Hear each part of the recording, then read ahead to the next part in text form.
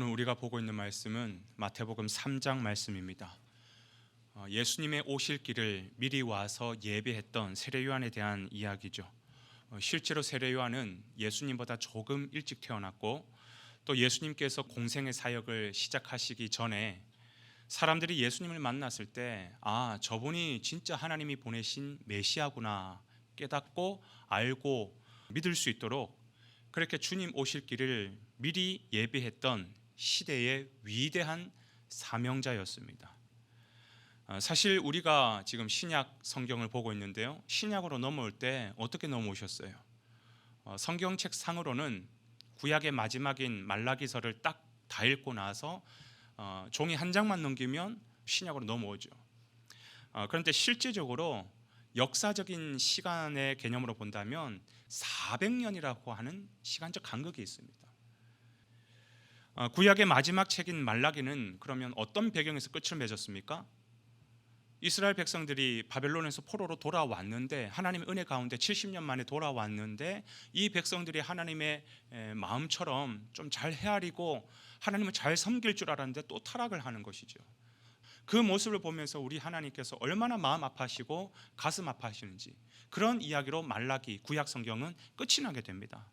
그리고 나서 하나님께서는 400년이 넘는 시간 동안 아무 말씀도 하지 않으세요.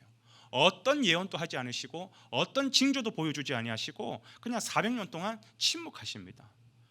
여러분, 이 400년이 결코 짧지 않죠. 그 긴 400년 시간 동안 하나님께서 이 세상을 향하여 어떤 말씀도 하지 않으셨다. 그럼 이 세상이 어떻게 되겠습니까?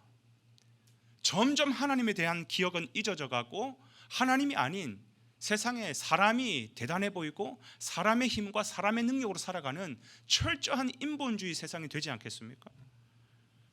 그러다가 이제 때가 참에 하나님의 그 카이로스의 시간이 딱 도달했을 때 주님께서 우리 가운데 오셨어요. 근데 오시면 뭐합니까? 지금까지 영적으로 까막눈을 살았던 사람들 눈에는 예수님이 예수님으로 보이지 않아요. 예수님이 하나님이 약속하셨던 메시아로 느껴지지 않아요. 그래서 하나님은 그 어두운 시대를 일깨우는 한 사람으로 세례 요한을 준비시키고 계시는 것입니다.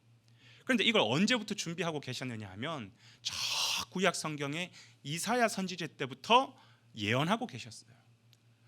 그래서 그는 하나님의 부르심 앞에 순종하여 실제 낙타 털옷을 입고 가죽 허리띠를 메고 그리고 메뚜기와 석청을 먹으면서 그리고 광야에서 시대를 향하여 회개하라, 천국이 가까워왔다, 회개와 천국의 메시지를 전파하고 또 물 세례를 베풀면서 주님의 사역을 감당했던 것이죠.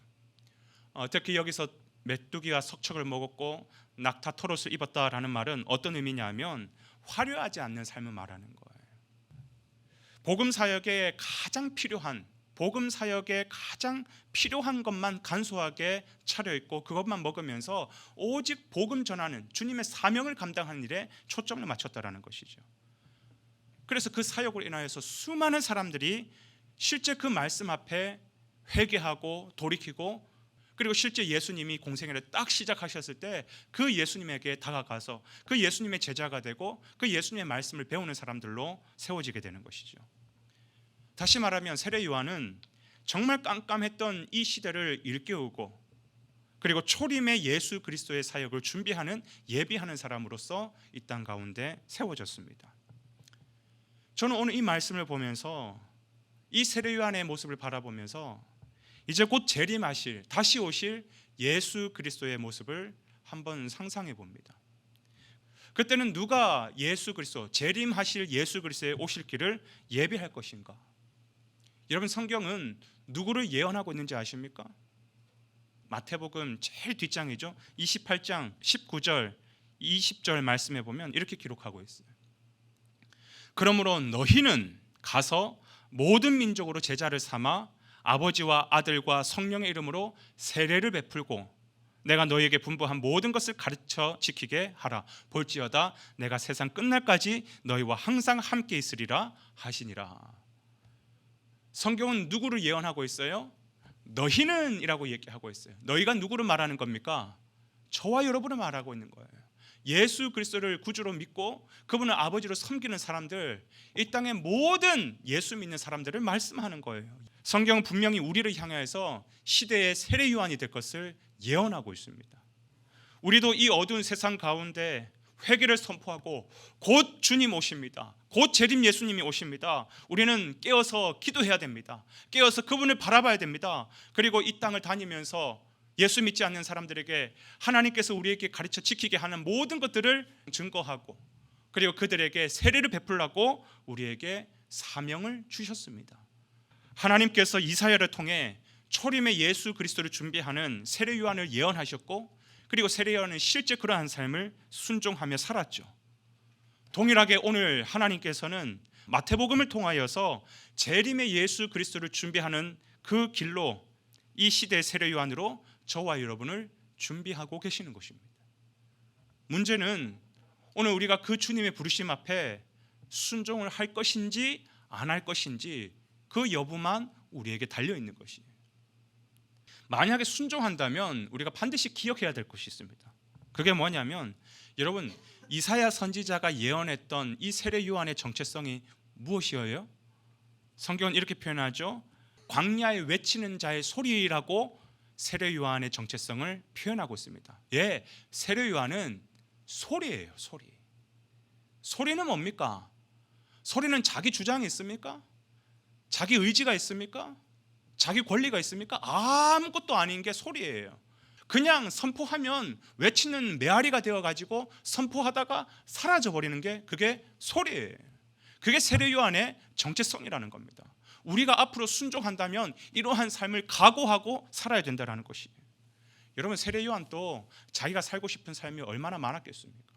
그러나 세례 요한은 자기의 삶을 다 내려놓고 메뚜기와 석청을 먹으며 나타 토롯을 입으며 주님께서 말씀하신 그 광야에 외치는 자의 소리로서 순종하며 살았어요. 여러분, 진정한 순종이 뭐라고 제가 어제 말씀을 드렸죠? 진정한 순종은 내 왕자를 내어놓고 하나님 앞에 드리는 것이, 그게 진정한 순종이라고 말씀을 드렸습니다. 하나님, 당신이 왕이십니다.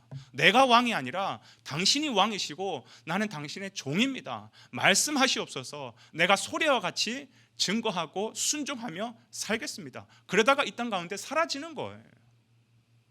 그게 소리라는 것입니다. 그렇기 때문에 여러분 기억하십시오. 이게 바로 영적인 아이러니예요. 내가 왕이 된다? 내가 왕이 되면 정말 행복할 것 같고 잘 살 것 같지만 내가 왕이 되는 순간 실패하는 것이고, 반대로 그분이 왕이 되시고 내가 종이 되는 것, 그분이 왕이 되시고 내가 소리로 사는 것, 그게 정말 승리하는 길이라는 것을 성경은 우리에게 영적인 아이러니로 이렇게 말씀하고 계시는 것이, 저는 우리가 세례 요한의 모습처럼 이 시대를 일깨우는, 이 영적 암울한 시대를 일깨우는 시대의 세례 요한들이 되시기를 주님 이름으로 간절히 축원해 드립니다. 오늘 내 삶의 현장을 단순히 내 화려한 삶의 목적을 삼아 단순히 돈 벌고 먹고 사는데 찾아가는 내 삶의 현장이 아니라, 누구를 만나든지 세례 요한의 정신으로 정말 시대를 깨우고 주님의 말씀을 증거하고 복음을 전할 수 있는 그런 귀한 복음의 전달자, 세례자, 저와 여러분이 되시기를 주님의 이름으로 축원해 드립니다.